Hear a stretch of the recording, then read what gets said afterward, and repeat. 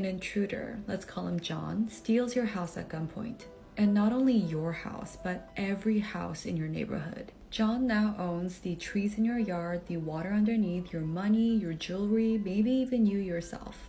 And John says that your traditions, your history, your culture, your way of life is really wrong and disgusting and primitive. He thinks your religion is really backwards too, so he's gonna help you out and burn down all the churches in your neighborhood. The ceremonial holidays are also all coming from the same barbaric traditions, so those are gonna have to stop too. Now that we've agreed that your previous life was barbaric, it's time for a reset. You're gonna wear what John, his friends, and his family wears now. You're gonna celebrate their holidays and see their way of life as your new ideal. You will no longer speak English, you'll have to learn John's language and maybe even get a new name. You will remember your old language and your traditions, but your children, not so much. Of course you miss your old life. It might not have been perfect, but at least you had some agency. And you hate John, but what can you do?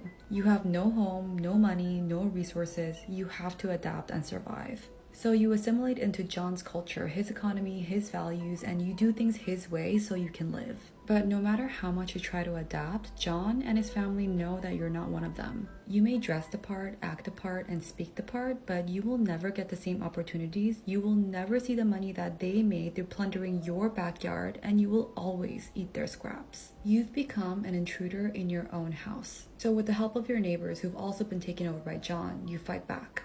Your entire neighborhood burns into ashes, but there's no going back and you kick John out. You are finally free, but you have nothing left. Your house is burned down and John and his family took everything you had with them. Your children don't understand why you had to resist in the first place and make your life even harder than it was before. You and your neighbors now need to decide how you're going to survive.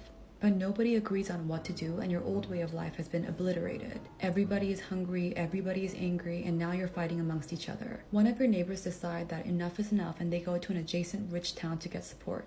They promise whatever remaining resources you have left in your neighborhood for their help. You have grown old now, but your children are now fighting a new fight to resist this takeover from your tyrannical neighbor and his backup gang from the rich town. Not only that, but now there are multiple tyrants, all receiving support from other rich towns. Alliances made with the promise of paying them back with the exploitation of your neighborhood once again. In the meantime, John is set for generations to come with the money that he made through your neighborhood. And he looks unto you and says, "See, wasn't life so much better when we had everything under control?"